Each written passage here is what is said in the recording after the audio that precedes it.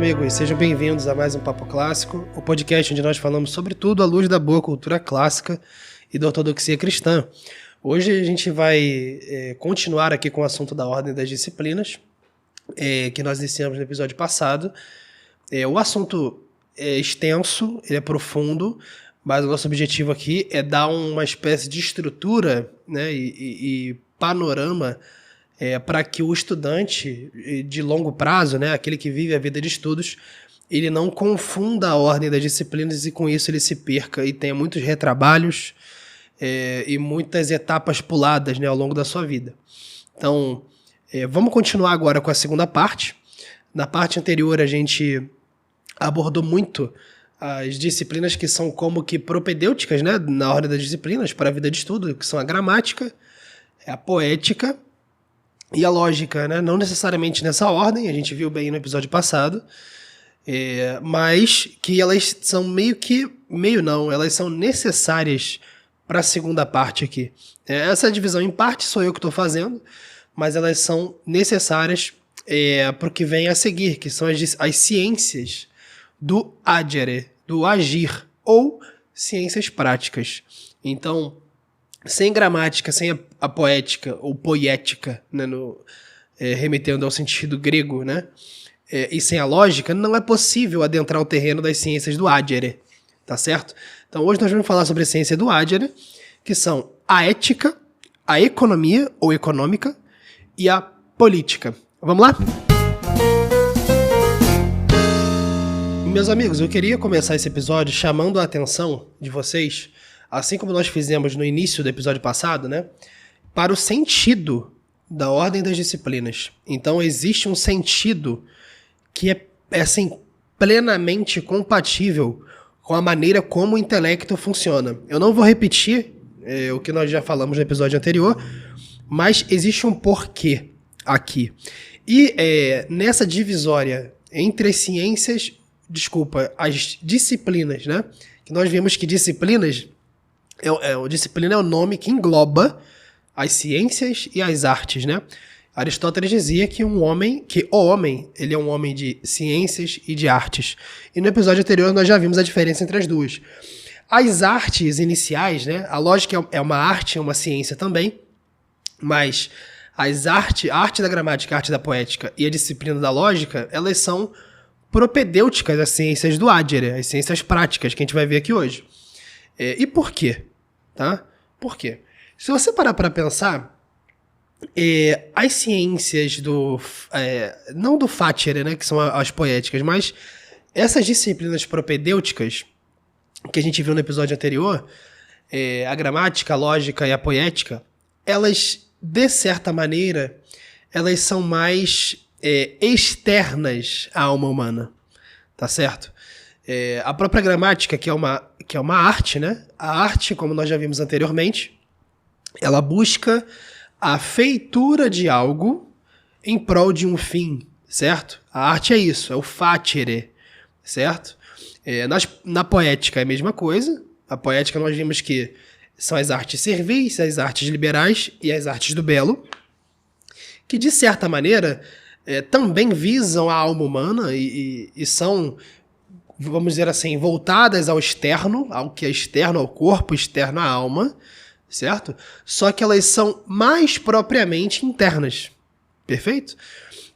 Uma dúvida que eu queria tirar aqui, que eu acho que ficou do episódio passado, é o seguinte: muita gente ficou com dúvida a respeito da poética, principalmente da parte das artes servis e das artes do belo, porque as artes liberais hoje, todas as pessoas já associaram a educação, né?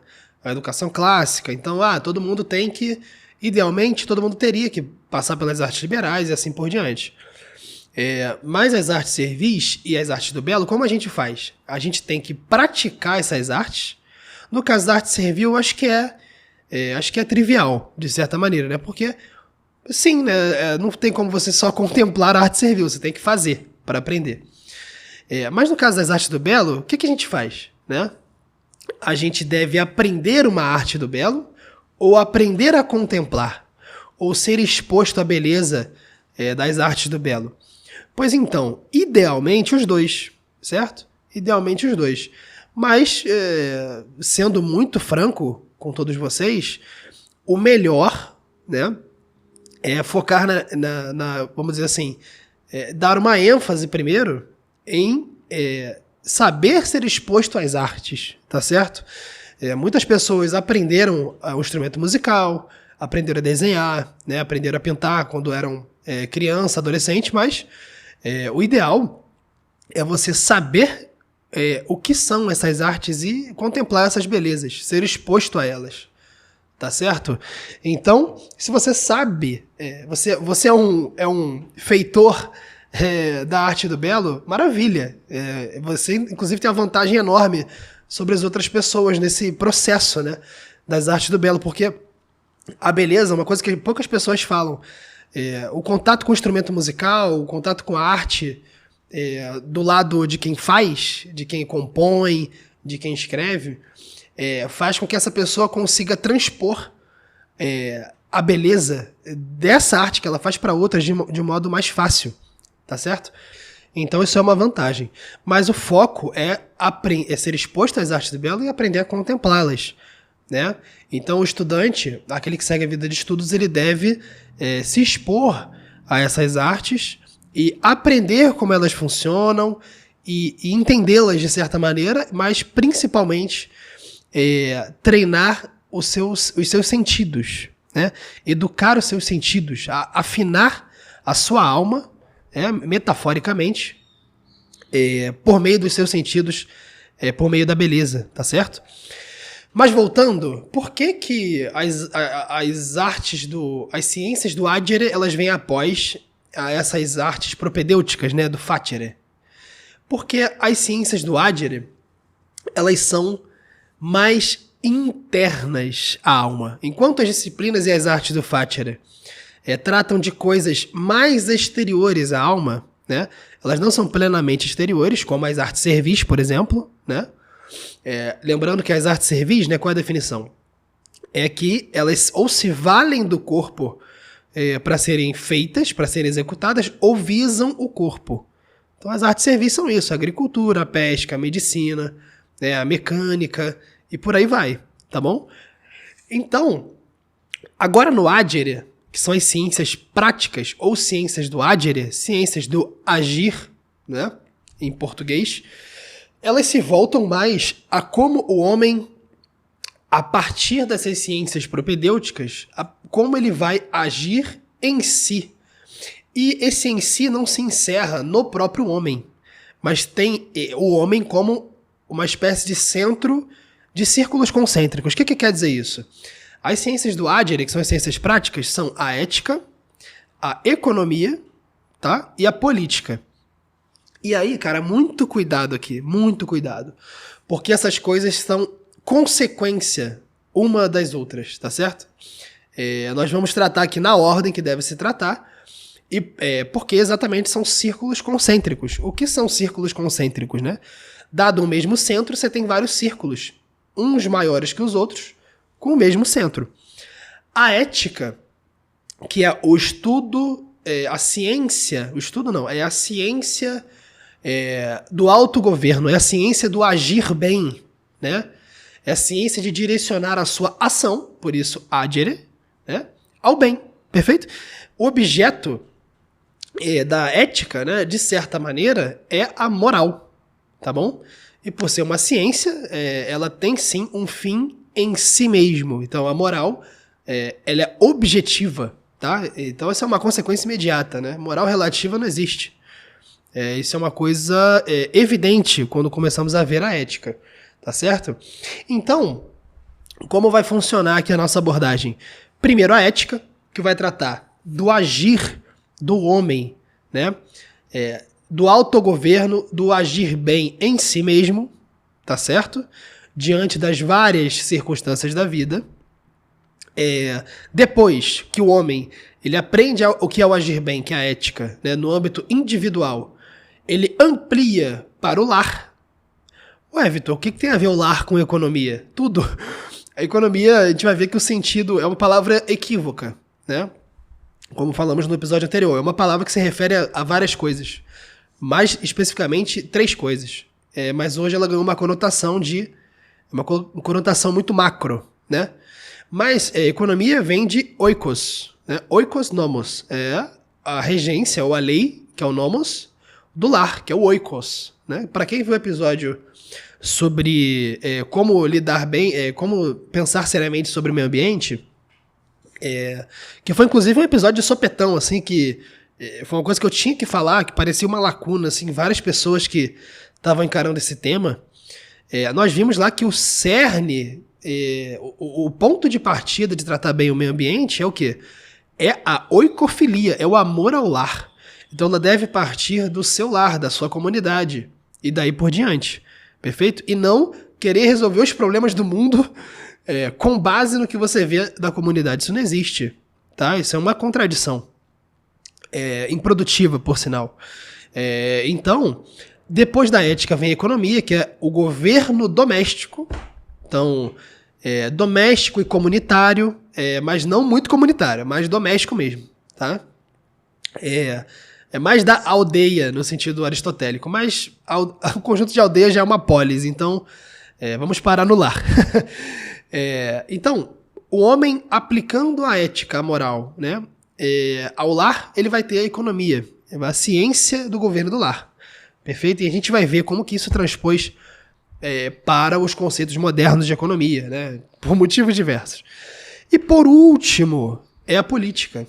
Então, por último, a política que é o estudo, a ciência do governo da polis, tá? E como a política ela é meio que ela engloba a ética e a economia, né? Obviamente ela pressupõe a ética e a economia, ela pressupõe que os indivíduos são agentes, mas que, acima de tudo, a família, que é o oikos, é o lar, né? Que compõe principalmente, né? A política, compõe a polis. Então a gente vai ver mais pra frente que a família que é a unidade política da sociedade, não o indivíduo, tá bom? O indivíduo, ele pode compor a política da polis, digamos assim, mas de maneira acidental, né? O indivíduo, a família de um indivíduo só é a exceção, perfeito? A família como lar, que ela é a unidade política. Tá bom, pessoal? Então essa vai ser a nossa abordagem. É o que nós vamos tratar aqui na parte 2, as ciências práticas são essas. E na parte 3 nós vamos alçar voos maiores, tá? Então na parte 3 nós vamos para ciências naturais, que é a física geral. Então vamos tratar da física, que não é a física que você aprendeu na escola. A física que você aprendeu na escola é sim em parte o que nós vamos tratar, mas ela parte um pouco mais de princípios mais básicos, né, mais anteriores. E depois das ciências naturais, a metafísica. E essa ordem nós vamos explicar no episódio seguinte. Beleza, pessoal? Então vamos lá. As ciências do Adler, como a gente já viu, né, elas se dão em círculos concêntricos. Então a gente vai começar pela ética, começar no indivíduo. Tá? Não é a minha ideia aqui hoje esgotar o tema. Nós não vamos falar tudo sobre a ética, tudo sobre a economia e tudo sobre a política. A nossa ideia aqui é explicar a ordem das disciplinas, tá bom? Então, a minha ideia aqui hoje, o meu objetivo é só trazer os motivos pelos quais essas ciências estão nessa ordem, tá? E claro, trazer definições, referências e tudo mais, como nós sempre fazemos aqui, perfeito? Então, começando da ética, nós partimos... Nós voltamos o nosso olhar para o homem, tá bom? Inclusive, para quem já leu a República, vai perceber, a República de Platão, que Platão ele estuda a alma humana, que é o que se chama de paradigma ascendente, né? O Platão já sabia disso, que a ética do indivíduo passa pelo oikos nomos, né? Oikonomos, que vai dar origem à economia, e chega à política. Então Platão ele estuda a política, estuda a polis, para então chegar à alma humana. Então ele faz um raciocínio dos efeitos para a causa, né? Então, que a gente vai ver mais pra frente quando fizermos episódio de lógica, vamos falar sobre esse tipo de raciocínio, que tem o quia e o propter quid, né? Um vai dos efeitos para a causa e o outro da causa para os efeitos. São duas maneiras de demonstração, de silogismo, né? Mas Platão já sabia disso, porque Platão na República vai estudar a polis como um todo E daí ele vai para as famílias e daí ele vai pro indivíduo, para a alma humana. Tá? E vice-versa. É uma espécie de movimento espiral. Tá? Ele vai e volta. Investiga a polis, volta para o indivíduo. Investiga a polis, volta para os políticos. Investiga e volta para a família e assim por diante. Então, para Platão, a polis era quase que um reflexo, quase que bionívoco da alma humana, né? Unívoco é aquilo que referencia somente uma coisa, né? Bionívoco é aquilo que a coisa que é referenciada também referencia unicamente a coisa que referenciou. Então, se A leva a B, então B leva a A. Isso é uma relação bionívoca. Para Platão, a alma humana e a polis era quase que isso. Então, as ciências a ciência da ética, ela é muito importante, porque sem ética não há política. Não existe política. Sem ética também não há economia, não tem família, não tem nada. Tá? Então, dentro das ciências do Adler, começamos na ética. O que é a ética? A ética é a ciência que estuda o bem agir. Tá? Ela, assim, é uma ciência por quê? É uma coisa muito interessante. Ela não é uma arte. Tá? Ela não é uma arte. Porque se busca entender o que é bom em si mesmo. Não é para outra coisa.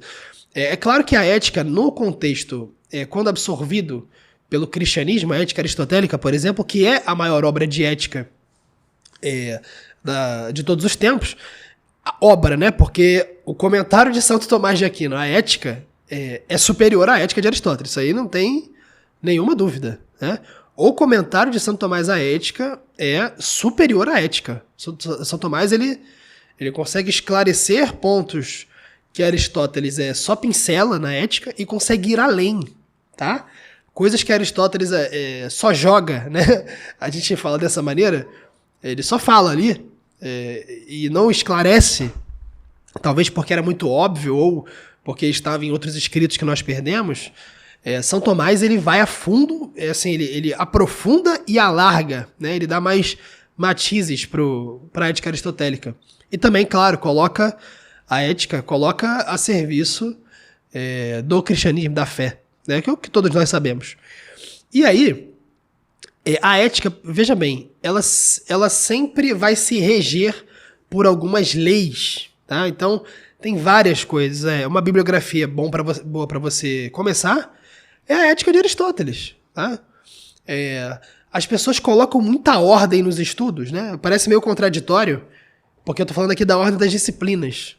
Mas as pessoas colocam muitos requisitos. Já viu essas listas de internet? Tem que passar por isso aqui primeiro. Eu acabei de responder, inclusive, uma dúvida sobre isso. Eu tenho que passar por isso aqui primeiro para depois ler tal coisa. Eu não posso ler nada de filosofia se eu não tiver lido toda a literatura ocidental, não sei o quê. Não é verdade. Não é verdade.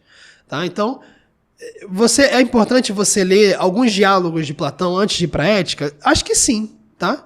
Acho que sim. Mas não quer dizer que se você não ler Platão e não ler os dramaturgos gregos, né, o teatro grego inteiro, que você não vai entender a ética. A ética é muito fácil de entender. Em alguns momentos fica mais difícil, mas ela é intuitiva, tá? E no meio da ética, você vai encontrar diversas leis. Por exemplo, uma que nós já falamos aqui diversas vezes, que Aristóteles começa a ética com isso, né? Que é o fim das nossas ações. Então, a finalidade que mais pra frente, né, nós vamos explicar isso melhor, principalmente no episódio seguinte, né, na parte que vamos falar de física. A finalidade, ela é a primeira na ordem da intenção. A causa final, ela é a primeira na ordem da intenção. Então, tudo se direciona ao seu fim. Tá bom? Então, as nossas ações têm um fim. Ou melhor, devem ter um fim, que é o bem. Tá certo? Então, Aristóteles já começa com a finalidade, que é uma lei. Depois, vão ter várias coisas ali no meio, mas outra coisa que Aristóteles traz, né, que é uma ideia que permanece até hoje, que ele chegou pelas luzes da razão, luzes inclusive de Deus, apesar de ser um pagão, não tem nenhuma possibilidade de Deus não ter dado graças ali a Aristóteles e a Platão para eles chegar a esse cume da razão. Não tem como. Né? Humanamente impossível.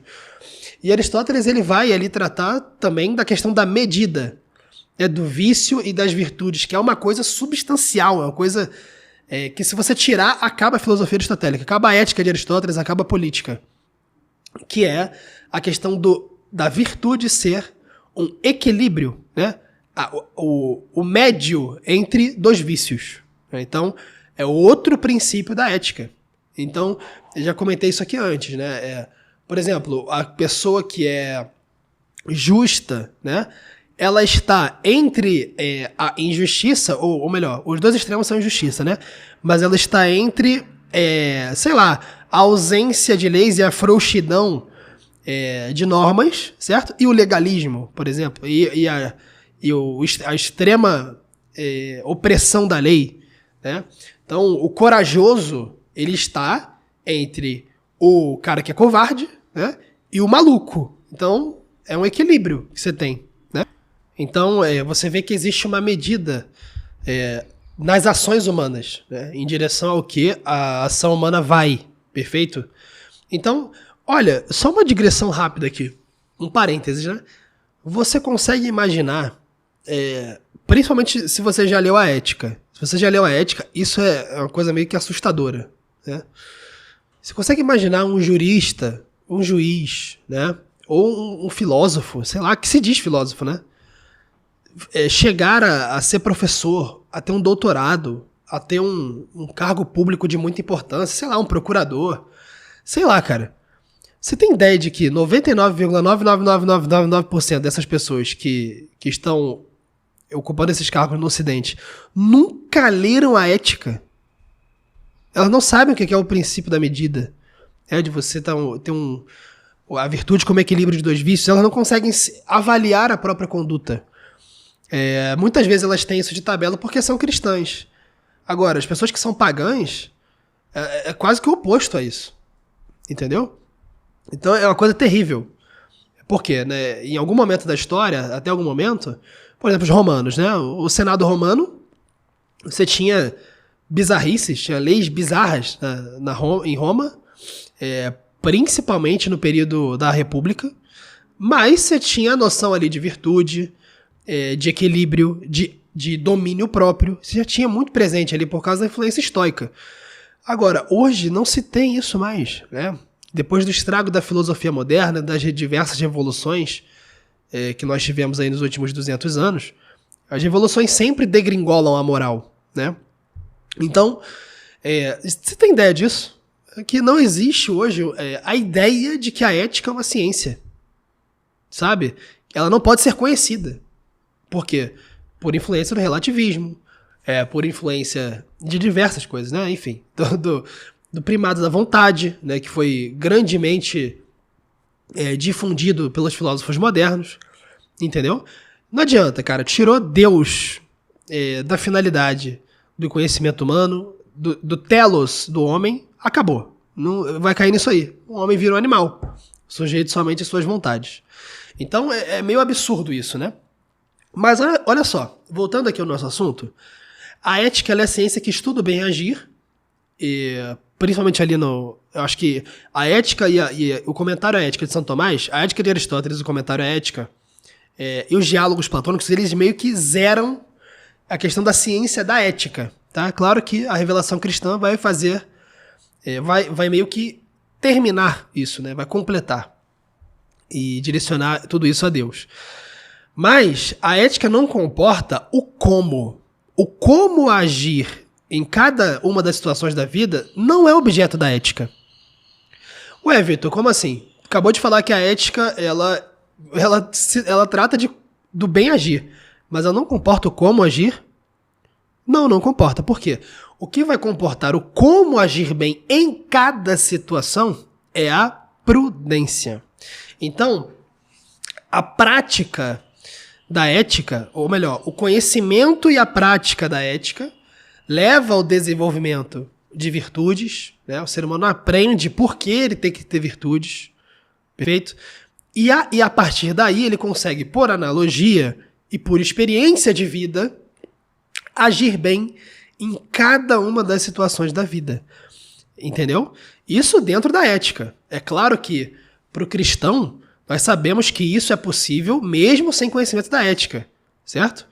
Pela graça de Deus e pelo Espírito Santo. Isso daí é evidente para nós. Mas veja até que ponto a ética aristotélica chegou. Tá certo?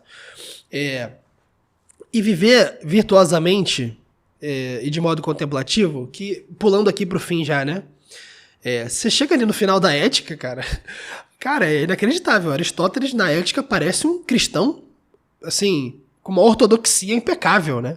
Parece um tratado de teologia moral, às vezes, ali.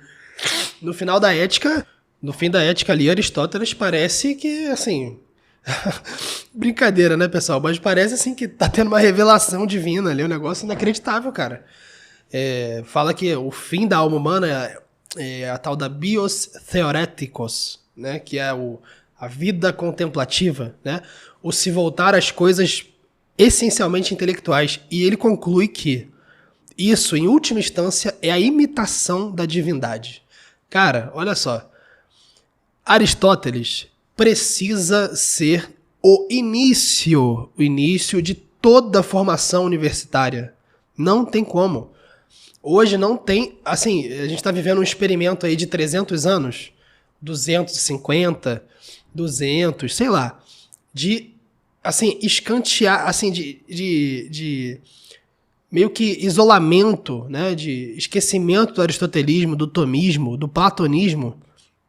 Nós vemos o que está dando, sabe? É uma espécie de ignorância em massa. As pessoas não conhecem coisas que são de fácil acesso e que fundaram a nossa civilização. Então Aristóteles tem que estar de volta às nossas cabeceiras, às nossas mesas e aos nossos assuntos, tá?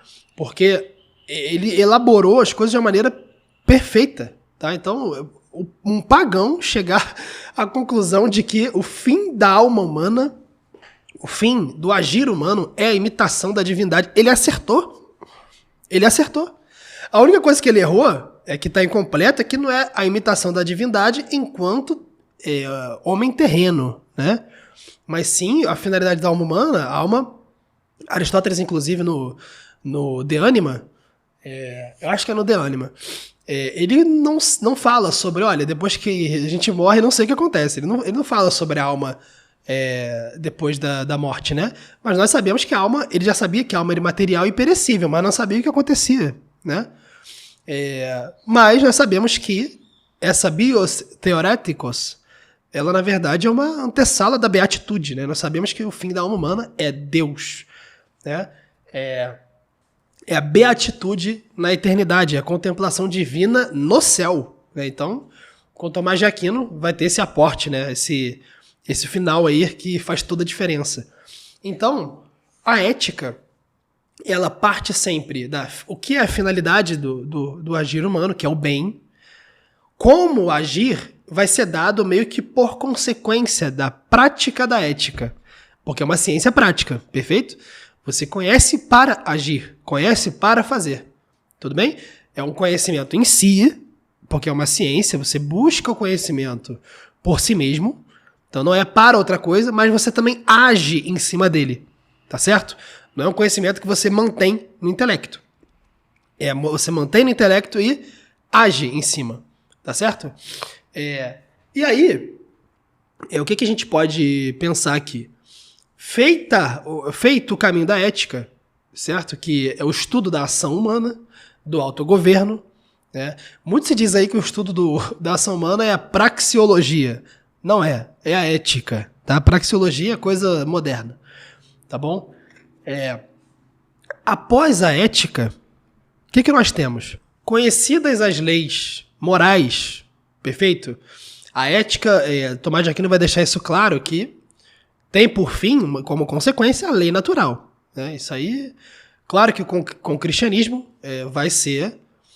isso vai ser expandido até a lei divina, mas a lei natural é o fim das nossas ações. Então nós devemos agir bem, né? Por meio das virtudes e da virtude das virtudes, que é a prudência. Tudo bem? Então a ética é uma ciência. Dominada essa ciência, ou melhor, entendido o que é essa ciência, na ordem das disciplinas, você está estudando lá, né? Passou pela gramática, lógica, poética, foi para ética, e depois, né? Depois vem a economia. Vitor, por que tu tá falando de economia? Não tem nada a ver, né? Economia, por que eu vou ter que saber de taxa de juros, de poupança, né? De spread bancário, de, sei lá, expansão monetária? Não é isso não, pessoal, calma. Isso foi o que a economia virou, né? Mas calma. A economia, que está logo depois da ética, ela trata essencialmente... Lembra, pessoal? Lembra que é uma ciência prática, tá? Então é você que está estudando a ciência, tá? Então a economia, ela trata essencialmente do governo do lar. Perfeito? Não pode... Olha, esse sentido da palavra economia, que é uma palavra equívoca, né? Se refere a duas coisas, ou mais, a gente precisa resgatar esse sentido que economia é a administração do lar. Tá? Por quê? É do lar que se forma a política e a polis. Né? Então, com o advento dos Estados-nação, né? com o Estado moderno, essa estrutura econômica ficou assim incrivelmente complexa. Virou uma coisa brutal, inabarcável para o cidadão comum, inabarcável até para aquele que quer estudar. Né? Eu, por exemplo, tive, vamos dizer assim, entre aspas, né, a sorte de passar pela economia porque eu trabalhei no mercado financeiro. Se não fosse isso, eu não ia saber de nada, sabe? E aí você vê que hoje, por exemplo... eu vou chegar lá, não vou fazer outra digressão. Mas o Estado moderno deturpou a noção de economia, afastando a economia, né, afastando as decisões, a moeda, né, o funcionamento da administração do lar, do próprio lar. Então hoje, não tem mais essa noção. A economia hoje é uma coisa ou individual, ou que você, não, vou investir... porque tá o fundo e o CDI tá tanto, não sei o quê. Mas calma, o foco é o lar. Entendeu? Então você tem que investir, você tem que administrar seu lar, mas não é só na parte material. Entendeu? A economia ela se refere ao bem, né? A boa administração do lar em todas as instâncias. Então, o que tal filho tem mais propensão a fazer, como ele pode ajudar mais o lar. Né? Como o marido vai tomar suas decisões ali de provisão no trabalho, como a esposa vai tomar as decisões dela no trabalho, na criação dos filhos, na administração das propriedades da família, o casal vai fazer isso. Isso é economia, entendeu? Isso é economia. Economia não é, meu Deus, o PIB e tal, o PNB, a dívida pública, não sei o quê. Claro que a economia hoje ela chegou a esse ponto, tá?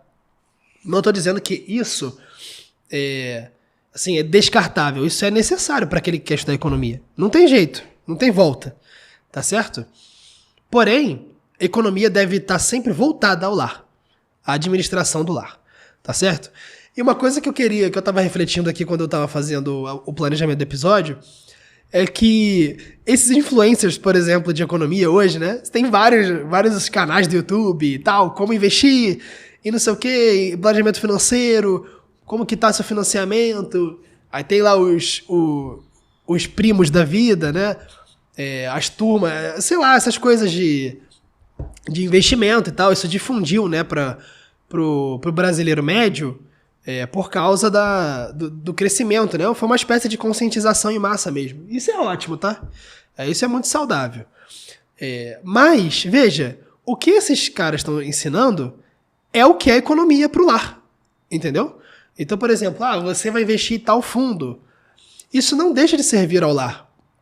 A gente não pode... simplesmente, tudo que surge na modernidade, a gente não pode simplesmente meter o pau e falar que tá errado, que é deturpado, não sei o quê. É claro que esses caras têm um viés materialista, né? É o dinheiro pelo dinheiro, de certa maneira.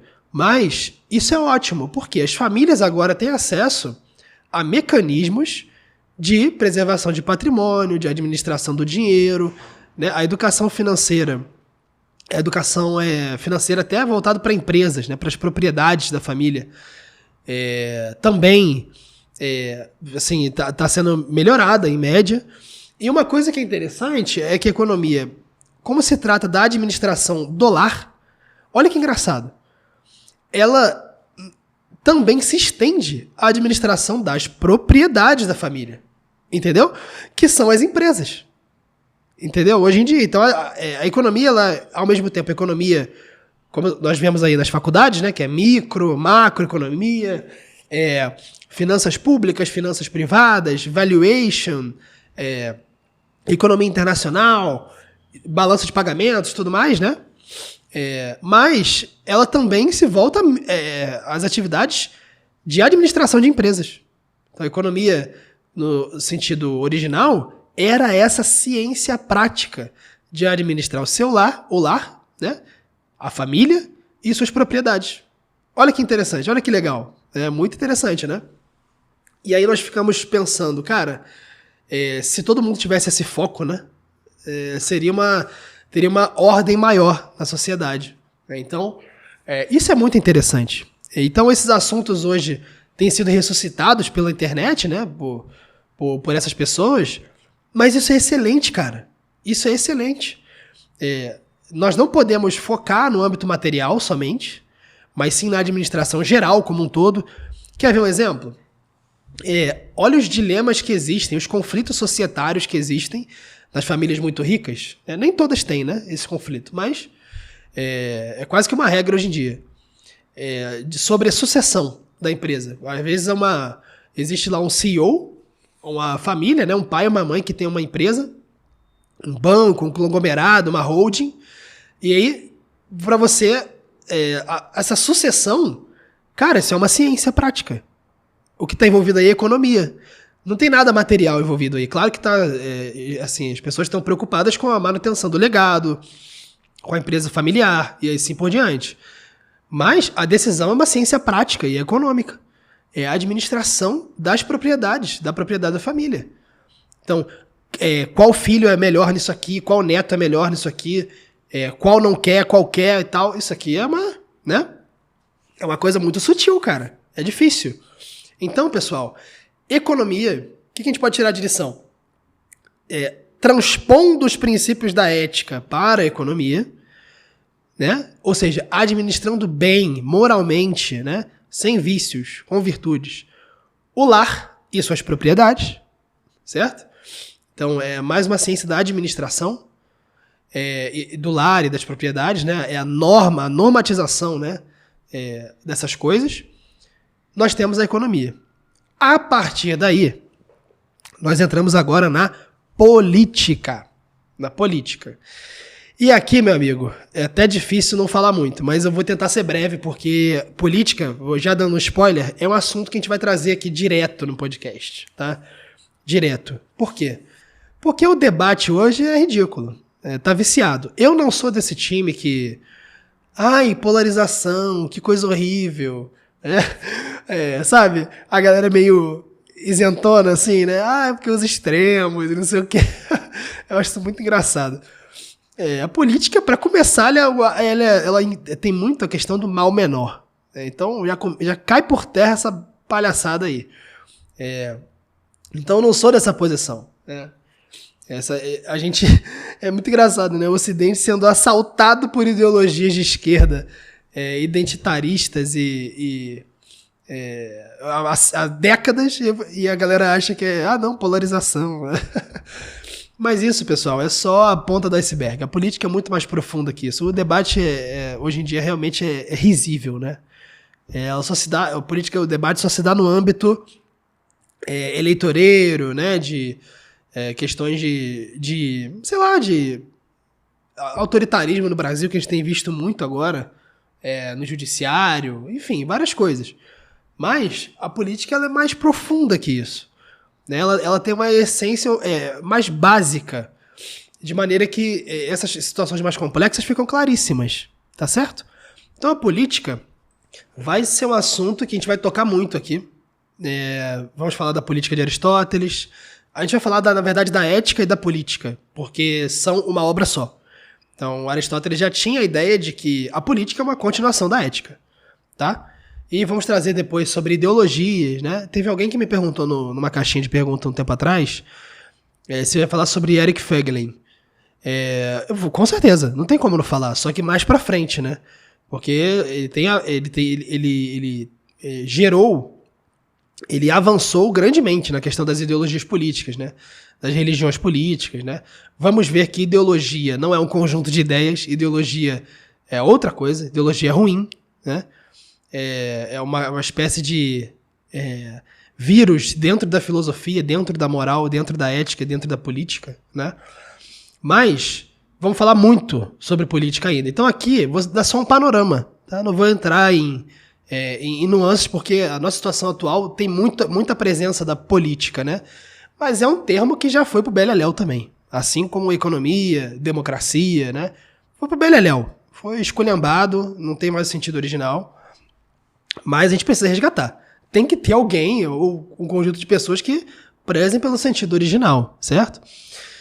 Então, passada a ética, passada a economia, que é a administração do lar e de suas propriedades, chegamos na política. Pessoal, por que a política está por último? Porque a política, ela engloba as demais, tá? Sem economia, sem uma boa economia, sem uma boa ética, não tem política, não tem boa política. O que tem é uma degeneração de política, tá certo? E aí, a política, uma coisa que é óbvia, né? Assim como a economia, que é o oikonomos, né? A normatização, o bem, a boa administração do lar, parte do indivíduo, certo? Da ação do indivíduo, que é o objeto de estudo da ética. Assim mesmo, do mesmo modo, a política ela vai partir da boa administração do oikos. Entendeu? Então, a economia está para a ética, assim como a política está para o oikos. Perfeito? É aquela ideia dos círculos concêntricos, tá bom? Então, a política, ela parte do conjunto dos oikos, dos lares, né? Para usar a linguagem de Aristóteles, né? As aldeias. Então, você tem as famílias, que formam aldeias, que formam a polis. A família, dessa forma, ela é a unidade política da sociedade. Não é um indivíduo. É o indivíduo só de modo acidental. Não de modo essencial. De modo essencial, a família que compõe a unidade política. Tá certo? E diferente do que parece hoje, assim, por muito da influência marxista, né? Da influência da escola de Frankfurt também, que, nossa, enfim, não vou nem fazer uma digressão aqui. Que muito se afirma, né? E a gente comprou esse discurso. A gente, assim, o cidadão médio comprou esse discurso, né? Muito se afirma que as relações econômicas que vão ditar as ideologias e as ideias, né? Que é o que vai formar lá, para usar o termo de Marx, né? A superestrutura da sociedade, né? Ou seja, ela é ditada primordialmente pelas relações econômicas, né? A política ela deve se voltar ao bem comum a partir da ética, né? Que vai reger a economia, e não a partir das relações materiais entre os homens. Então você vê hoje que boa parte dos problemas políticos são problemas o quê? Orçamentários, sabe? Problemas de corrupção com dinheiro, entendeu? Desvio de dinheiro, fraude bancária envolve dinheiro.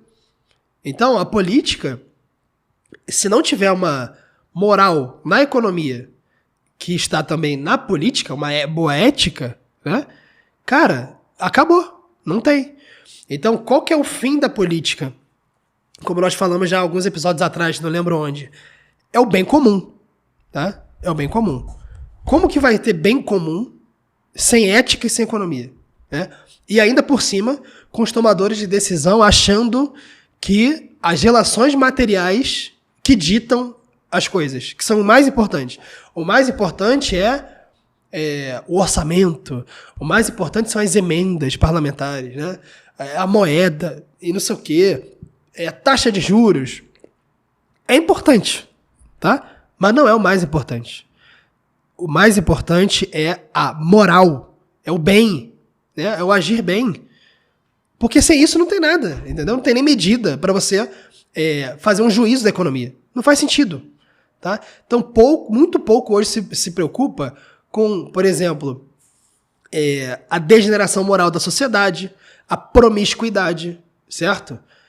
A falta de educação, a ignorância das pessoas, principalmente dos políticos, se preocupa muito mais com o dinheiro.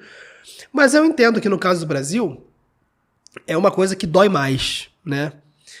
Porque o próprio Sócrates, né? Ele fala isso, né? Que as pessoas...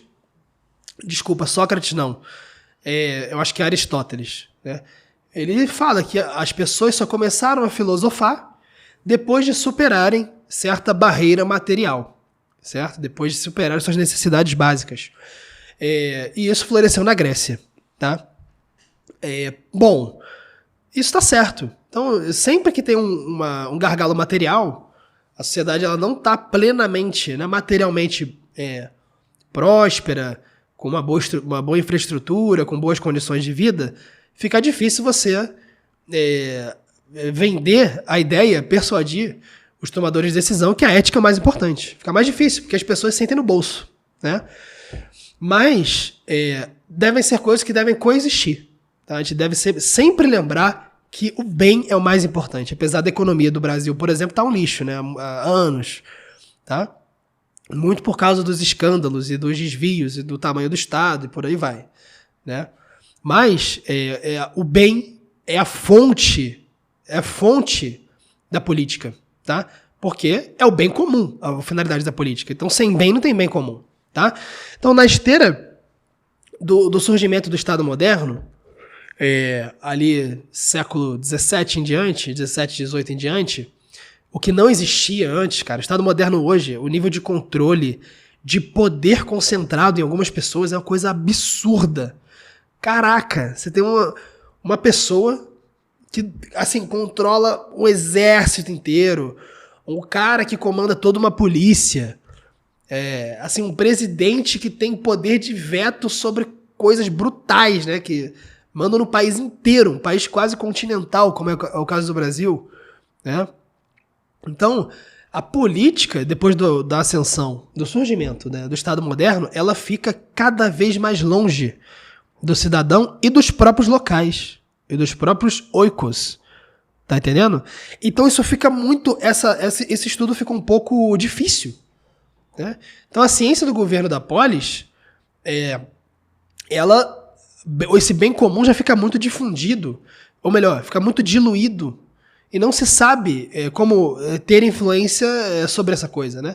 Hoje é só pelo voto, né? Que, com todo respeito, é ridículo. Né?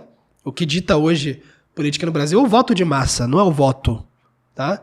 Então é meio que uma coisa ilusória. Né? Então, a política está cada vez mais longe dos locais. Então, o bem comum, cuidado com isso aqui, o bem comum ele é uma expressão que não é meramente o bem comum a todas as pessoas. Tipo assim, é o que todo mundo acha que é o bem. Não é isso. Não tem uma ideia democrática aqui, de massa, incutida no bem comum. É aquilo que é necessariamente, em essência, bom para todos. Entendeu? Isso pressupõe que há uma acepção objetiva do bem. Então, o bem comum é aquilo que é bom para todos. Não tem discussão. Então, por exemplo, evitar, assim, fazer com que a polis, né, ela combata, ou melhor, freie o avanço da promiscuidade. É um bem comum, é um bem para todos. Por mais que tenha as pessoas lá que acham o carnaval maravilhoso, né, que acham, enfim, coisas bizarras, né, uma maravilha, isso não é o bem comum. Pronto. Então o Estado a polis deve combater esse tipo de coisa. Tá? Então, bem comum, então, por exemplo, um bom urbanismo, que é a beleza, né, que propicia uma boa vivência para aquelas pessoas que moram ali, também deve ser propiciado pela polis e aí por diante. Tá certo? A segurança, o combate à violência, a promoção da justiça e o combate à injustiça, essas coisas são boas para todos. Tá? Perfeito? o cultivo, né, o incentivo à espiritualidade cristã, perfeito? A se voltar para Deus e aí por diante, tá? Então, veja bem, inclusive Tomás de Aquino deixa muito claro no comentário dele ao Tratado da Justiça, no comentário dele não, no Tratado da Justiça, que eu acho que está ali na questão 90 da Suma Teológica, acho que é 90, o homem, Aristóteles já fala, né, que o homem ele se completa, como ele é um animal social, ele se completa na vivência da polis, porque ele tem suas necessidades supridas, né? Necessidades materiais, necessidades espirituais, né? Intelectuais e aí por diante. É impossível você ter todas as suas necessidades. Não tem como, cara. Sabe? Você olha as dificuldades que tem aquelas aldeias da Rússia, né? Da Sibéria, isoladas e tal. É uma polizinha pequenininha, cheia de dificuldades, né? Então a polis com mais famílias, ela é necessária, né? É algo natural do homem se socializar para uns suprirem as necessidades dos outros, se ajudarem, né? Então, o bem comum, ele passa pela vivência da polis, ele passa pela socialização, no sentido mais básico, tá? Não é socializar de se encontrar, dar um rolê, não é isso não, tá bom? Então, o homem ele deve viver virtuosamente, a gente sabe isso pela ética, mas a polis completa isso no homem, entendeu? Então, por ser uma das finalidades do homem o viver em sociedade, tá? Isso é importante. Então tem que cumprir essa finalidade. Perfeito? E aí, viver de modo virtuoso, Tomás de Aquino vai trazer esse aporte. Acabou que eu citei aqui e eu não completei, né? Viver de modo virtuoso vai trazer também, e que aqui ninguém vai ficar falando, diálogo multirreligioso, não vai ter isso aqui não. Falando de cristianismo, tá? Viver de modo virtuoso também pressupõe a contemplação de Deus, a glorificação de Deus. Então, isso aqui vai implicar, na teologia política de São Tomás de Aquino, na doutrina do reinado social de nosso Senhor Jesus Cristo. Tá certo? Então, Cristo é, de fato, rei das nações. O que tem são nações rebeldes, né? Que tem leis de, enfim, aborto, lei de, enfim, de várias coisas, tá? Coisas anticristãs, que são imorais, são rebeldes ao reinado de Cristo, né? Então, a política, em última instância, né, deve propiciar uma polis, um ambiente político, né, que impele, que facilita o homem a contemplação de Deus e a glorificação de Deus, que é o seu fim último, que estará somente pleno na beatitude, tá bom? Então, a polis ela deve propiciar tudo para o fim intermediário do homem, que é o viver em sociedade, né? Viver bem uns para com os outros, as famílias poderem fazer suas atividades, se desenvolverem, se relacionarem, a política visando o bem comum, mas esse é um fim intermediário. A polis deve trabalhar também para facilitar com que as almas sejam salvas, tá? E claro que isso vai suscitar toda uma discussão sobre a confessionalidade estatal, né? E coisas do tipo assim no futuro, que nós vamos tratar aqui no podcast futuramente, tá? Só que tudo isso fica extremamente difícil no âmbito do Estado moderno. Cara, olha o Estado moderno hoje, cara. É uma coisa ridícula. Se você ler, por exemplo, sobre Luís XIV, né? Que o pessoal fala que é o Rei Sol, né? O Estado sou eu, coisas do tipo. Cara, Luís XIV passou um perrengue do caramba para conseguir apoiadores nas diversas províncias da França, né? Por ocasião das revoltas que ele teve durante seu reinado. Que rei sol é esse, né? Luís XVI também, que fugiu, aí pegaram ele fugindo da França. Que rei sol é esse, né? Você tem alguma dúvida de que um presidente da República hoje, né, do Ocidente, tem muito mais poder do que o imperador da Idade Média? Mas não tem nem comparação, cara. As coisas antigamente eram descentralizadas. A gente foi treinado na escola a pensar de uma maneira. Mas quando você vai ver a história e estudar as obras, isso não é verdade. Às vezes o imperador ele tinha mais um poder realmente da palavra, né? Lembrando a palavra imperium, né? De na hora fazer cumprir aquilo ali do jeito que ele quer, acabou. Isso tinha. Mas era muito pontual, era coisa discricionária, entendeu? Você tinha todo um contexto de suzerania, né? De fidelidade ao rei, de autodeterminação dos povos, né? Você não tinha uma câmera para ver quem estava passando em alta velocidade em tal lugar e dar uma multa no endereço da pessoa. Não tem esse negócio, entendeu? Não tinha monitoramento, quebra de sigilo bancário, entendeu? Não estou dizendo que isso é um mal em si, no contexto do Estado moderno. Tem pessoas que têm que ter o sigilo bancário quebrado mesmo. Os ladrões, injustos. Mas olha o nível de poder, né? Olha o nível de poder que o Estado moderno adquiriu. Então, feita essa digressão, hoje está cada vez mais longe, né, a política, como arte do bem comum, na acepção aristotélica, dos indivíduos, das famílias. Então, isso se dá por meio do voto, que é uma coisa um pouco ilusória, né, o voto de massa, mas não se tem essa percepção do que é a polis no local, né, a polis como conjunto de famílias, conjunto de aldeias, de cidades, e por diante. Tá bom? Então, após a ética, que é a arte do bem agir, fomos para a economia, que é a arte do bem agir no lar e em suas propriedades, para só depois, né? Para só depois, a arte do bem agir no governo da polis. Então você vê que tem uns círculos concêntricos, né? Não se pode pular isso na ordem das disciplinas. Então, hoje você vê muita gente estudando... Ah, não, vou estudar aqui, cara, sei lá, Eric Fögling, que é um cara que fala muito de política, dentro já do contexto dos estados modernos. Como que você vai estudar isso sem estudar ética, né? Entendeu? Como é que hoje eu vou estudar, pensar sobre o país, pensar sobre o Brasil, pensar sobre acordos bilaterais e geopolítica, que é um assunto extremamente complexo, sem saber o que é uma curva de juros, que é a economia. Sem saber o que é receita, lucro, gasto, sem saber o que é imposto, qual tipo de imposto, sem saber o que sem saber como se comporta o Código Civil da nação, que está no âmbito já da economia também, das famílias, entendeu? Não tem como você pular isso.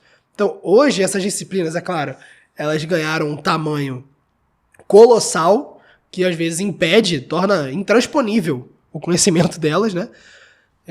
Mas... é uma coisa que é assim que funciona. Então não tem como estudar política, principalmente hoje em dia, sem passar por esses assuntos antes. Sem saber o que é a ética, estudar a ética, a moral, a teologia moral, estudar economia, saber como funciona o seu país, como funciona a economia do lar e assim por diante. Tá? Enfim, né? Então hoje existe essa dificuldade do tamanho dessas disciplinas, mas é assim que as coisas são. Não podemos pular, né?